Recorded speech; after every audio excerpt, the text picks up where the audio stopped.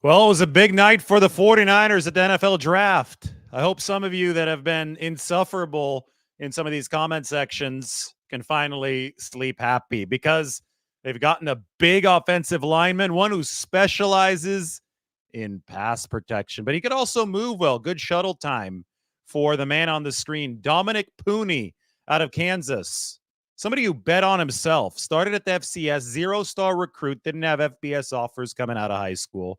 Dominick Puni then bet on himself, went up to the FBS level without much of a guarantee at that FBS level, ended up starting for Kansas for 2 seasons across multiple positions, guard and tackle, did not give up a single sack at the FBS level over 700 pass blocking opportunities. The 49ers traded up. They really like Dominick Puni. They traded up for him, nabbed him at the number 86 spot in the third round.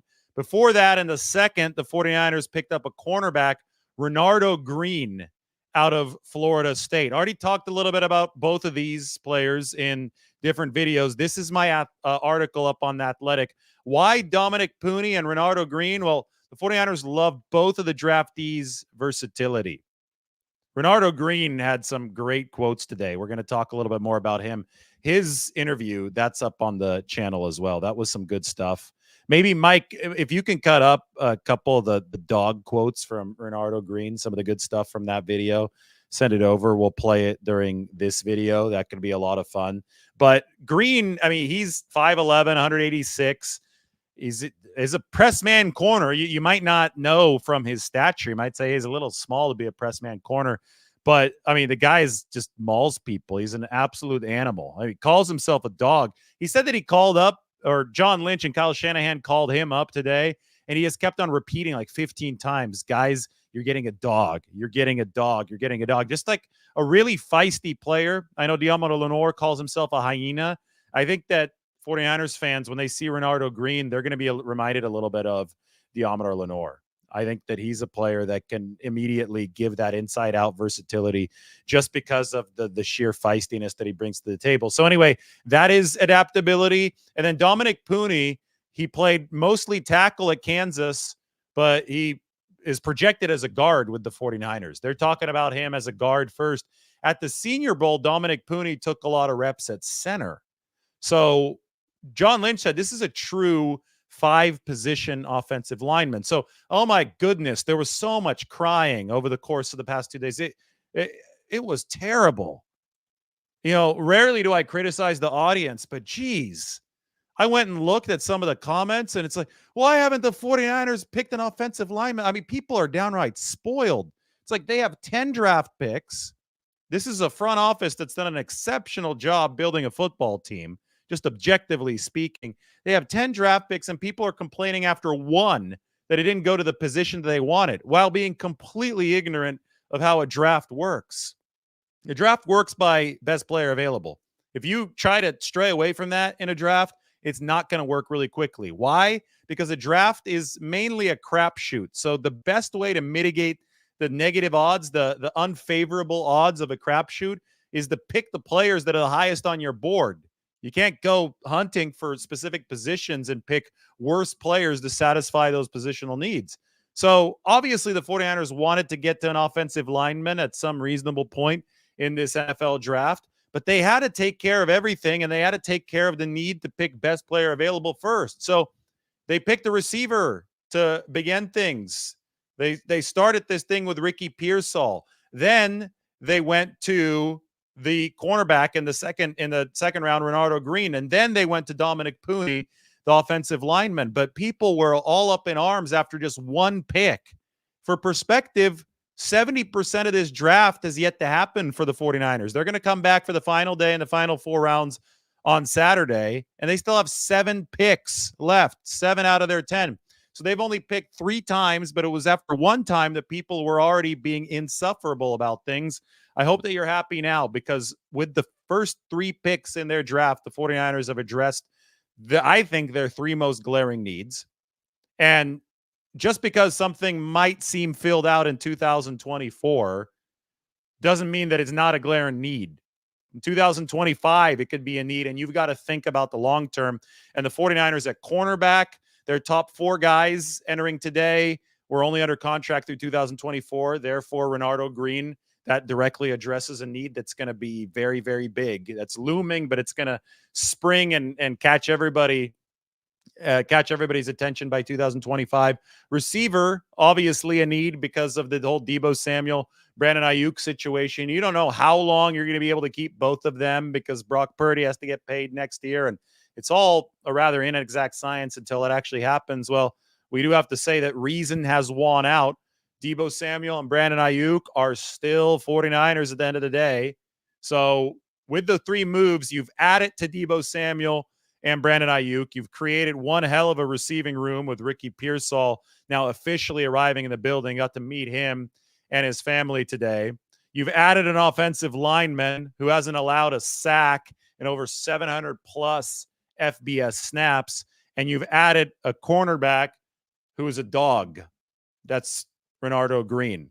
That's a hell of a job for the three picks. The 49ers have given themselves as good of a chance to be successful as possible with those three picks. Nothing is a guarantee in the NFL draft. It's all a projection. To some degree, it's always going to be a crapshoot. But as far as addressing needs and finding talent that might fit with their roster in order to do it, I don't know if the 49ers could have done any better over the course of these first 2 days. Today, they traded a couple times. Remember entering the draft yesterday? I said, watch out, John Lynch. He likes to trade up. He likes to trade down. In 2017, his first draft, John Lynch traded 6 times. Well, today he traded twice. First, the 49ers were on the clock, or not quite on the clock. They're approaching being on the clock at number 63. This was late in the second round. And people were really, really convinced that they wanted to take Roger Rosengarten, the really fast offensive lineman, the fastest offensive tackle in this draft out of the University of Washington. However, Rosengarten was picked up a pick before the 49ers were on the clock by the Baltimore Ravens. So the 49ers at that point said, we're going to trade back. And the reason why is interesting. I'll explain it a little bit. I think people misread the situation at the time, but they decided to trade back just one spot with the Kansas City Chiefs. So San Francisco went down from number 63 to number 64. The 49ers were able to attain remarkable value for moving back just one spot. They ran a pick swap with Kansas City. Kansas City sent the 49ers their 5th round pick. The 49ers sent Kansas City their 6th round pick. So the 49ers earned a new 5th round pick. They moved up from the 6th to the 5th round just for dropping one spot at the end of the 2nd round. That was good value. The Jimmy Johnson trade chart said that they picked up about 9.2 points of value with that move, which is essentially picking up a whole new bottom half 6th round pick. Anyway, later on in the draft, the 49ers, because they had an extra 5th round pick, were able to use a 4th round pick that they had to trade with the Philadelphia Eagles and move up from number 94 to number 86 in the 3rd round. And with that move from 94 to 86, they are able to pick up the big offensive lineman that you see on your screen, Dominick Puni. So a couple good trades from John Lynch today allowed this to happen. Now that first trade, this is where people were wrong. Big shocker. People on the internet wrong, thinking that something terrible had happened to the 49ers. That's starting to bury them. And then it comes out that, well, yeah, the 49ers did like Roger Rosengarten, but they actually liked a handful of players at around that pick, which is why they were willing to trade down after the Ravens took Rosengarten, because they knew that they had a group of players they really liked, and it would be mathematically impossible for the Kansas City Chiefs, if they traded ahead of the 49ers, to take all of the players that the 49ers liked. They insulated themselves with option power. And because of that, and I believe that we're back. I hope that we're back. Internet cut out here in the room just for a second. So I think we're good because I see that viewers are still here. I've got to bring back our article. There we are. I think we're good. I was talking about the 49ers trading around in this draft today, and it ended up all working out really well for them. But a lot of people were ready to bury the 49ers. They were saying, oh, they wanted Roger Rosengarten. They didn't move quickly enough. It actually turns out that the 49ers most wanted Renardo Green at the end of that second round. There was a group of players that they really liked. Roger Rosengarten was one of them, but Renardo Green was the player that they wanted the most. And when they realized that this was a big run on offensive linemen, with the Baltimore Ravens taking Roger Rosengarten and then the Kansas City Chiefs taking the Kingsley Swamataya. I got to pronounce that correctly. I got one more little wave of the syllable in there. When they saw that Kingsley from BYU and Roger Rosengarten were gone in consecutive picks, reverse order, obviously, Roger Rosengarten first, the 49ers realized, well, yeah, we're going to be able to get our favorite guy out of this group, and that was the cornerback, Renardo Green. We've got Renardo Green talking about being a dog. Thanks to Mike, we have the video now. Have a listen to the 49ers' newest cornerback, Renardo Green, who had one heck of an introductory video. I thought that this was quality stuff from Renardo Green. A mentality, a dog. One type of thing that he said was that, he said that he wouldn't want to fight me, and I asked him why. He said, because I feel like you'll fight till you die. And I'm like, yeah, it's supposed to be like that. Like, yeah, that's what a dog is. You ever seen a dog fight? So he's seen a lot of things, just from on paper about me as a person and how I am. You getting a dog, a tenacious football player, an instinctive athletic football player, and a versatile, smart football player. So versatility, intelligence, those are things that the 49ers pride themselves on when they look for positive traits in their prospects. That was Renardo Green, the 49ers' new defensive back. I mean, we have to look to check out how these players are going to fit within the context of the 49ers roster. Yesterday, I was able to add Ricky Pearsall, their receiver, into the mix. But now we're going to take a look at the larger 90-man since we have 3 total players to add to the mix. Here you go. You can follow along if you want. I'm going to copy and paste this link and toss it into the chat section for everybody. Go ahead and click on it. Okay, so yesterday I added Ricky Pearsall to this. Now we need to add Dominick Puni. We're going to stay on the offensive side of the ball. So they're saying that they're going to work Puni at the guard position to begin. So I'll put him behind Aaron Banks at left guard. And we're going to shade him in green.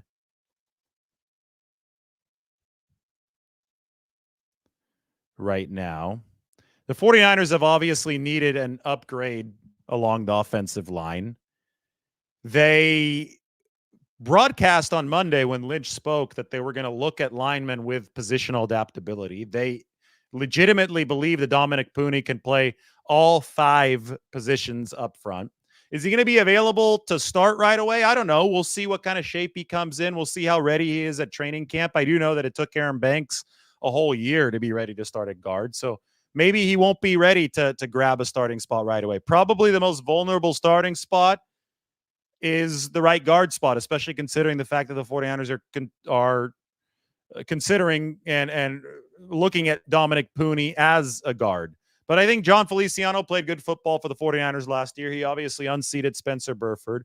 Feliciano is saying that he's going to retire after this season. Aaron Banks is only under contract for this 2024 season. Trent Williams is going to turn 36 years old in a couple months. So, I mean, you look at the totality of things here, plus the fact that Colton McKivitz, the 49ers can definitely get better football out of him. Well, Dominick Puni, there's going to be a lot of different opportunities for him to make a difference. I would offer that maybe the initial role for Dominick Puni will be the 6th man because of his versatility. He even took center snaps at the Senior Bowl. That adaptability might buy him the ticket to be the first one off the bench, something like Daniel Brunskill for the 49ers just a few years ago. That's invaluable because if you play these long seasons, the 49ers have played 60 games in the past 3 years, 20 games a season, you're invariably going to need an offensive lineman that is not part of your starting 5 to start games. And if Dominick Puni can be that versatile 6th man to begin his career as a rookie, that'd be a major win for the 49ers. Now, ultimately, it looks like they want him to start at one of the guard spots. He could be the successor to Aaron Banks after a year of development if Banks is not re-signed, or he can take over at that right guard spot. Or, I mean, most of Puni's tape from college was at the tackle spot. So maybe that's where he plays. They have Colton McKivitz signed there for a couple years, but they're always going to be looking for upgrades. And I think that on day 3 of the NFL draft tomorrow, would not be shocked to see the 49ers pick a tackle so they could see if they could work more developmental depth in there. They have to continue trying to pour resources into that offensive line. It is not easy to do so. But again, Puni, no sacks allowed in 700 plus FBS snaps. Before I get to Renardo Green, let's talk about this. Let's talk about the fact that the Rams signed 2 guards, Kevin Dotson and Jonah Jackson. Cost about $16 to $17 million each per year for both of those guards. Kevin Dotson's a little bit above average when it comes to pass protection amongst guards and the pass block efficiency metrics. Jonah Jackson is below average. So the Rams, this goes to show you the differences between free agency and the draft. And we don't know how Dominick Puni is going to be at the NFL level yet. I get it. But I'm trying to illustrate strategy here for you. The Rams said we need better guard play. So they went ahead and they paid $16 million plus a year for each of their 2 guards. But those guys, I mean, I think between the 2 of them, they're going to be mediocre at best when it comes to pass protection. Meanwhile, the 49ers just drafted using a 3rd-round pick, a player who across both guard and tackle didn't give up a single sack over the past 2 seasons in FBS football at Kansas. So we'll see what Dominick Puni becomes at the big league level, but I think that number that I have on the screen beneath me is very, very promising. The 49ers have needed better pass protection. They ranked in the 20s across the board of different metrics in pass protection this past year. And Dominick Puni is a direct investment trying to get that better pass protection. We'll see how it works, but if it does, the 49ers have gotten an improvement in pass protection at about a 16th of the cost that the Rams had to pay. You could say, the Rams at a 30th of the cost because the Rams had to pay 2 of these guys. The 49ers decided that there was more cost efficiency in paying in free agency on defense, which is why you see so many more teal boxes on the defensive side of this depth chart. And as I said, at free agency, I said they were going to invest in that offensive line during the draft because that looked to be more cost efficient. My whole thing is that offensive linemen right now, it seems that the proliferation of defensive linemen over the past decade plus has put offensive linemen, especially the quality ones, in shorter supply. So it's just supply and demand at that point, right? If the offensive linemen are in shorter supply, then the demand for them is going to be greater. So you see a team like the Rams paying $16 million a piece to guys like Kevin Dotson and Jonah Jackson. So the way to not suffer from that imbalance in supply and demand, if you're a team that needs more offensive linemen, is to use the draft, which is cost controlled, which the 49ers just did. The cap hit for Dominick Puni is just going to be a little bit over $1 million this year, which is why I say a 16th of the price. So some cost efficiency potentially there for the 49ers. Now Puni does have to prove himself, but they love his shuttle. They love the fact that that's shuttle speed, by the way. That's a good metric for offensive linemen to see how quickly they can move. Kyle Shanahan thinks that Puni can move well enough to run block in this scheme. They obviously love the pass protection. They traded up for him, and trading up for a player in the 3rd round like San Francisco did, that must mean that there's something about him that you really, really like. So we'll see how that continues to progress with Dominick Puni. Well, now we move to Renardo Green, and we're going to go back to this roster. Fittingly, we're going to highlight Renardo Green's name in green. Look how stacked the 49ers are at cornerback. Like, where do I fit Renardo Green in here? As a 2nd-round pick, I mean, we're going to have to bump Ambry Thomas down right now because Renardo Green as a 2nd-round pick is definitely going to be at least a 2nd stringer. So we've bumped Ambry Thomas down to the 3rd string. We're going to put Renardo Green into his old spot on this depth chart and just wait until I go through all of these names. But first, the ceremonial greening of Renardo Green. There you go. The rookie fits in there. The 49ers have needed a cornerback because Charvarius Ward is only under contract through 2024. Diomar Lenore is only under contract through 2024. Isaac Yiadom, only under contract through 2024. Rock Yassin, only under contract through 2024. The nickelback Chase Lucas, only under contract through 2024. So basically all the names surrounding Renardo Green over here are playing contract years.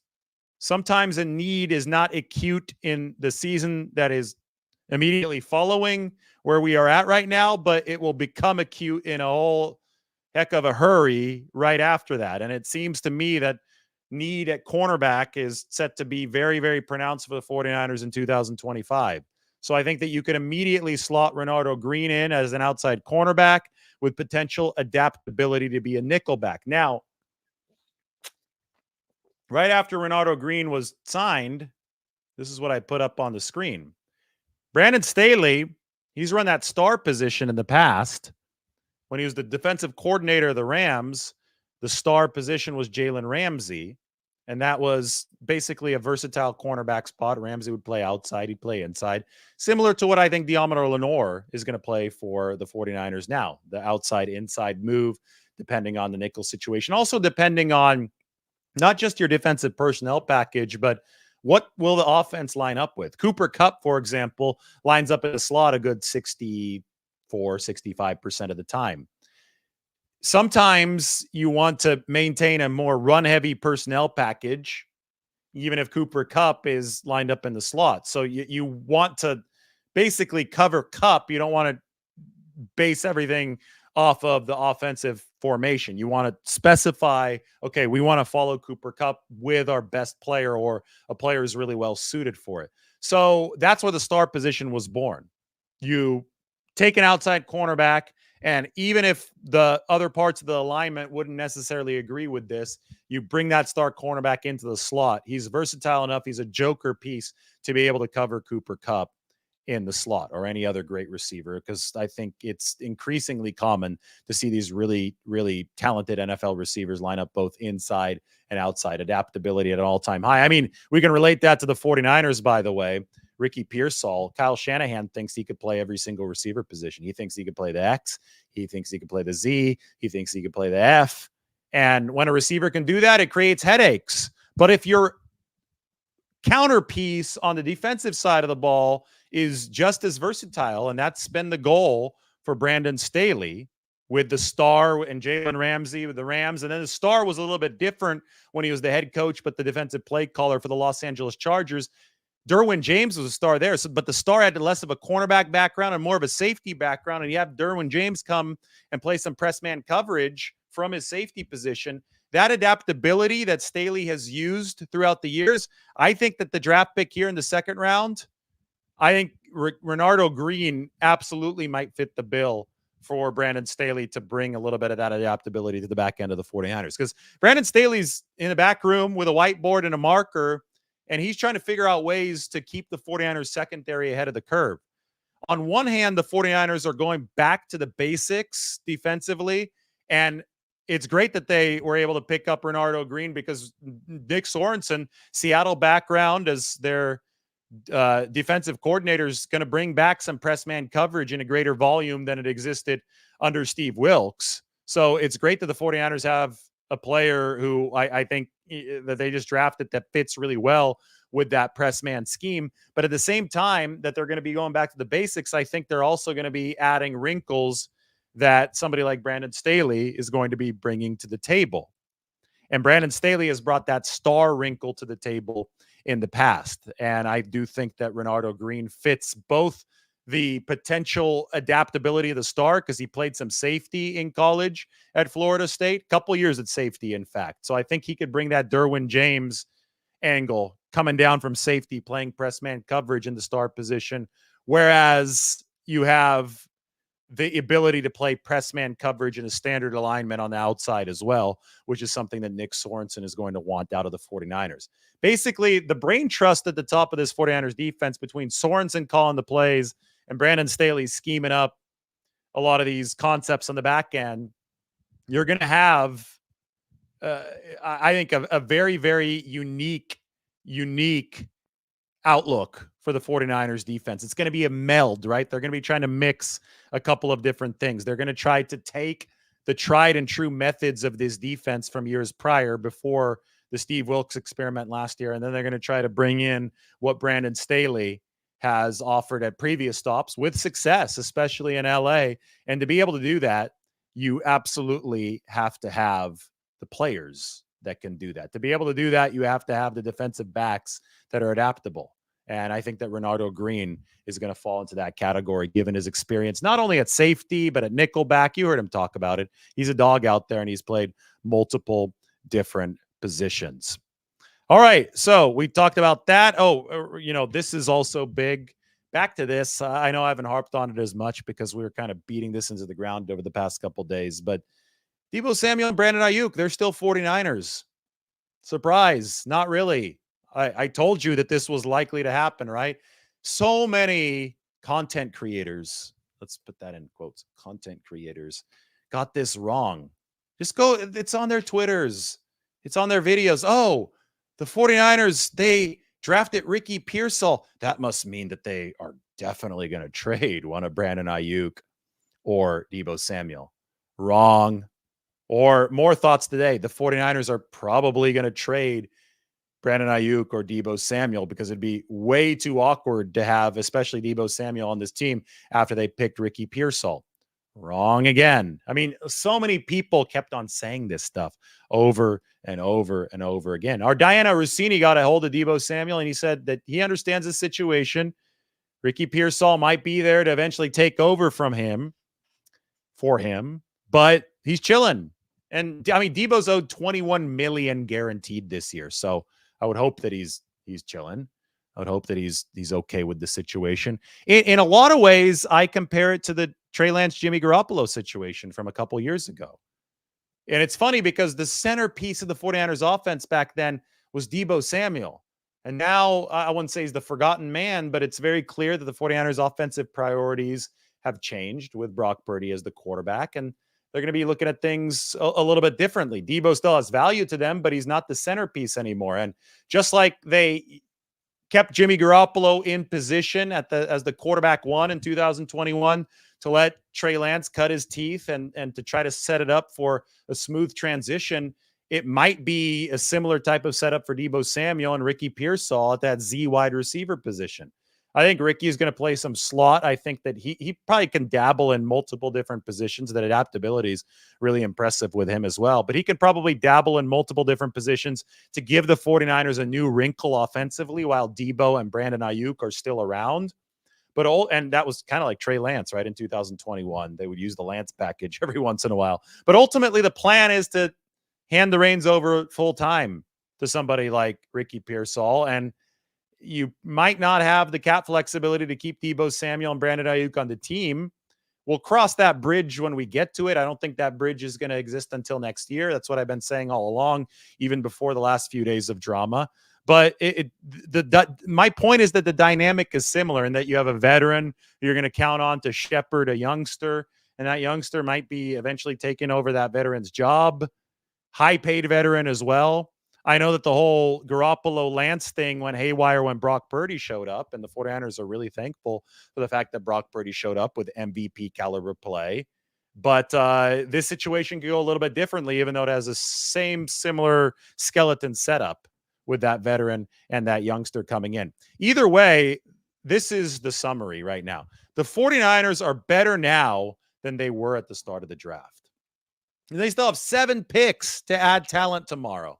7 picks, but they are undoubtedly better now than they were to start the draft. You can look at the roster as evidence. They've added Renardo Green. They've added Ricky Pearsall, who also is a punt returner, has bumped Trent Taylor down to a practice squad projection. And obviously they've added the offensive lineman that so many people were clamoring for in Dominick Puni. I mean, this is an impressive roster that has only gotten better over the course of the past 2 days. And now the 49ers need to figure out ways to make it even better on the final day of the draft. I think they're going to add a running back on the final day of the draft. I think you do need to add a running back because there needs to at least be a practice squad projection here, given how injury filled that position can be. I think if they run into a tight end that they like in this final day, they can add another tight end.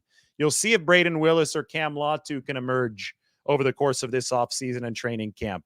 But there's no guarantee that they will, which is why they signed the veteran Eric Saubert. But they can continue to raise the potential ceiling of the tight end room by adding a player there. They can add a tackle, because why not add a developmental tackle when right now your best option beyond Trent Williams remains Colton McKivitz? Maybe it will become Dominick Puni, but they're saying that they're going to work him out at that guard position first. Can you add another edge rusher or defensive tackle? Sure. They found DJ Jones, a defensive tackle, in the 6th round of the 2017 draft. And DJ Jones ended up being quite a good player for the 49ers. So there definitely may be an opportunity to spruce up that defensive line. Maybe even linebacker, although that seems a little less likely given the players they've added and signed.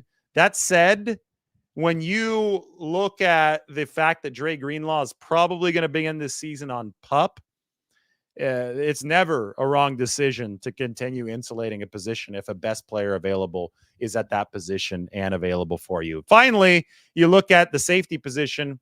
49ers can still use another body. After the draft, maybe they resume talks with Justin Simmons, who remains a free agent. But let's see what happens in this draft first. And remember that Renardo Green also might have some safety adaptability.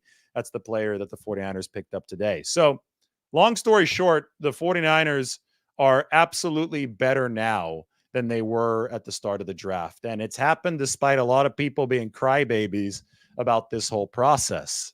I mean, geez, this was crazy. People were ready to riot after the 49ers were, I mean, they didn't pick an offensive lineman. I think that was the sin that the 49ers supposedly committed in the first round. Even though they had 9 picks left, a lot of people didn't want to hear that. But they have picked offensive linemen now in Dominick Puni. They have adaptability to pick another one potentially over the final 4 rounds tomorrow. They've addressed receiver, which was set to be a glaring need. That was a ticking time bomb in 2025. Same thing with the cornerback position. Top 4 corners before Renardo Green was at it. The top 4 corners were set to become free agents after this season for the 49ers. So what a difference 3 picks make. The 49ers have made big progress as a football team, and now they're very set to make these last 7 picks count. A lot of the last 7, especially in a draft like this, where a lot of the prospects that you expected to be in the draft returned to college.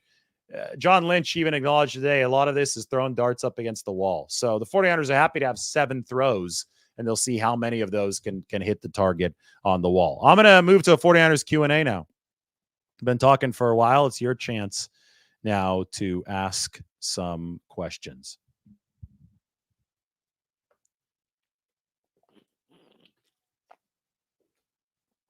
Crow says that he wouldn't mind a QB in the 7th. He wants the 49ers to get rid of Brandon Allen. Well, at least for the offseason, you wouldn't mind having a QB like the training camp period, a 4th QB in there. That's good for the room. It's good for drills, good for practice. And then, I mean, theoretically, that 4th QB can battle it out with Brandon Allen for that 3rd QB spot on the 53. Giovanni wants the 49ers to pick up Kyrie Jackson and Brendan Rice next. I don't know if they're going to get Brendan Rice. I don't know if they're going to keep on adding to that receiver room. I mean, theoretically, you could and completely kick somebody like Danny Gray out of the picture right now. We'll see if that's on their best player available list. I thought that something cool happened today. To me, it seems that I want to open up Adam Peters and the Washington. Let's open up the Washington Commanders draft history. Let me go through these first, though, really quickly. Oh, yeah, experience. This is big right here. The fact that all 3 of the players the 49ers drafted are extended seniors with a ton of playing time is huge. Looks like they want people that can play now. Yes, absolutely. So Ricky Pearsall, he can play now, right? Renardo Green, 13 pass breakups that led to ACC. I think somebody who led the ACC in pass breakups can play now. And you heard Renardo Green talking a little bit earlier. In fact, let's play Renardo Green one more time. This is good. A mentality, a dog. One type of thing that he said was that, he said that he wouldn't want to fight me, and I asked him why. He said, cause I feel like you'll fight till you die. And I'm like, yeah, it's supposed to be like that. Like, yeah, that's what a dog is. You ever seen a dog fight? So he's seen a lot of things, just from on tape about me as a person and how I am. You getting a dog, a tenacious football player, an instinctive athletic football player, and a versatile, smart football player. You're getting a dog. And you're getting a dog that has a lot of playing time in college. That is Renardo Green. Finally, James Foster says, Siano Ivaki coming tomorrow, right? I don't know who's coming tomorrow as a pick for the 49ers. No idea at this point. But I am excited to see how San Francisco does round out this 2024 NFL draft. 7 more picks on their way. He got that dog in him. That's what Eric Gomes says.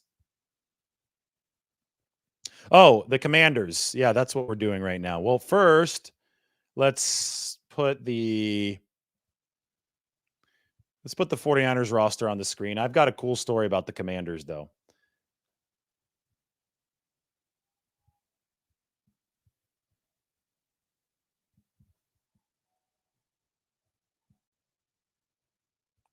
So there's the 49ers roster. This gives me a chance to look at the Washington Commanders draft picks so I could relay the appropriate information to you.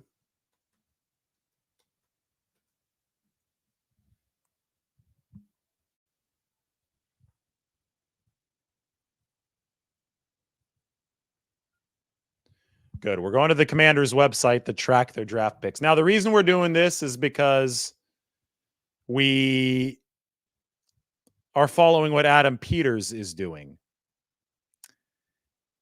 Man, this draft tracker on the Commanders website is sloppy. Just give me all the picks in one spot. Jeez.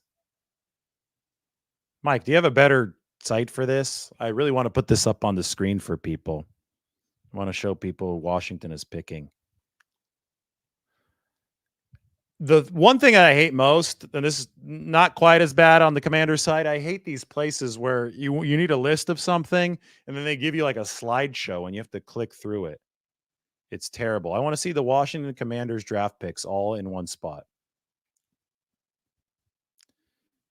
I have it on USA Today. Why don't I just read them to you right here? Because this is going to be good.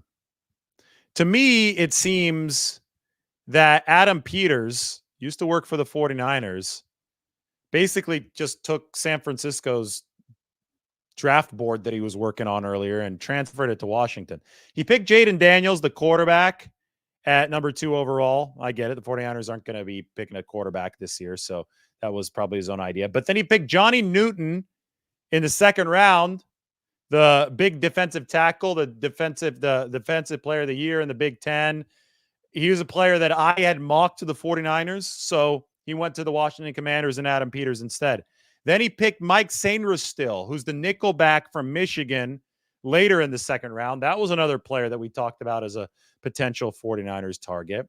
And then he picked Ben Sinnott in the 2nd round from Kansas State. This is a player who, tight end, but somebody who might have the body type to be a heir apparent to Kyle Juszczyk that the 49ers might have been interested in at that fullback position. So that also seemed like it was borrowed from the 49ers proposed draft. Then Brandon Coleman in the 3rd round, an offensive tackle. That's going to be a good anchor, I think, in front of Jaden Daniels. Finally, to close out the 3rd round with a compensatory selection from the 49ers. It was actually sent over as part of the Chase Young trade. Adam Peters and the Washington Commanders selected Luke McCaffrey. So Peters, in a draft that, to me, resembled a 49ers prospect list, finished out the day by picking Luke McCaffrey, who obviously has those family ties to the 49ers. And he did so with a pick that used to belong to the 49ers that went to Washington as part of the trade for Chase Young this past season. How can you not be romantic about football? Adam Peters walked so Luke McCaffrey could run. I forced that last line. Although it is true that CJ Beathard walked so that Brock Purdy could run. Those of you who don't know yet, CJ Beathard and the comp pick that resulted in his departure to Washington was number 262 in the 2022 draft. If you don't know what happened with pick number 262 in the 2022 draft, go ahead and Google it and you'll find out really, really quickly.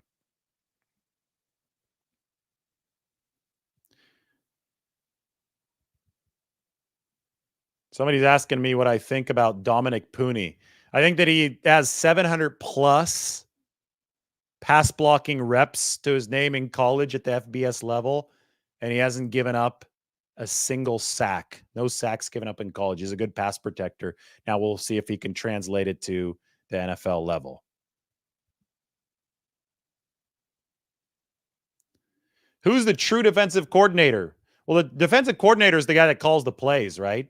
So the coordinator is Nick Sorensen, but I think Brandon Staley's got a lot of whiteboard influence in that room. So they've got, you can't have too many smart guys in a room. That's how the 49ers are looking at that for the defensive coordinator job. They definitely didn't have too many smart offensive guys in the room over the past few years with Kyle Shanahan, McDaniel, LaFleur. I mean, the 49ers offense and that staff really benefited from the Kubiaks were in there as well, right? Anthony Lynn, that staff really benefited from the fact that it had a lot of smart guys, and I don't think they mind doing that on the defensive side either. What's the next biggest need for the 49ers? You take edge? Yeah, I think they have a lot of defensive linemen on 2-year contracts right now. So that's going to be staring them in the face not too long from now. Maybe defensive tackle ahead of edge. I mean, the NFL, it stands for not for long. You can replenish positions basically every offseason and find some kind of need. I think the pressing ones were cornerback, offensive line. They still need tackle. I think they still need to add a tackle. That remains a need, even though they added Dominick Puni. That's only one offensive lineman. I think the 49ers would be happy picking 2 in this draft, but we'll see how the board shakes out. We'll see how that event shakes out. You can't predetermine a lot of this stuff.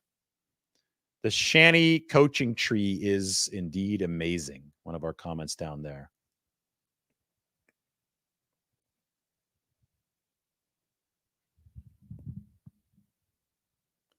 Samuel thinks defensive tackle is something the 49ers need to look at. Can Renardo Green play safety? Yes. Yes. He played safety at Florida State for a couple years. He can play safety, and I think he can play the star position, Brandon Staley's star position, the one that requires some adaptability, the one that might tell a player like Derwin James with the Chargers, you got to play some safety, you got to come down and play some press man coverage. This staff is never going to give enough credit. Well, I mean, there are people who just don't know the game, who all they talk about is when Deebo Samuel and Brandon Ayuk will be traded because they want drama and they don't understand X's and O's. And if you don't understand X's and O's, then you probably don't understand that the draft is a crapshoot, and they're going to just take shots at Kyle Shanahan and John Lynch and the coaching staff all day long because anger is best directed in one direction if you want as many clicks as possible. I get it. From that crowd, you probably won't have fair recognition of the success that the 49ers have had, what they've tried to build. But I think if we have a reasonable discussion, which we are having right now, then we will get to the point where the Kyle Shanahan staff gets the credit that it deserves. All right, guys. Josh Alvarez has one more question. Is he crazy for thinking Green and Puni can start in week 1? Possibly. These are really good players, but let's wait. Let's pump the brakes. Let's watch training camp to see how they do. What a day for the 49ers, though. They bring in Renardo Green, 4.49 speed, not great, but an ACC best 14 passes defended. Might be Brandon Staley's star. That's the position of versatility on the back end. They bring in Dominick Puni. No sacks allowed, over 700 plus FBS snaps. 2 good trades from John Lynch today make this possible.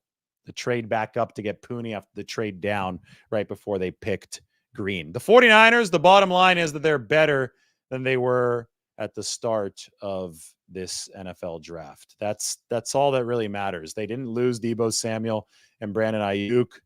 They're putting their chips into the middle of the table with those guys. Reason ends out winning. What we thought would happen would probably happen, has indeed happened. They're still on the roster, and you can read all about all of this on The Athletic. This is in the description. Why Dominick Puni and Renardo Green, 49ers love both draftees' versatility. And a little bit on Ricky Pearsall's arrival there as well. All right, big day is over. Everybody, thanks for joining. We'll talk to you very soon.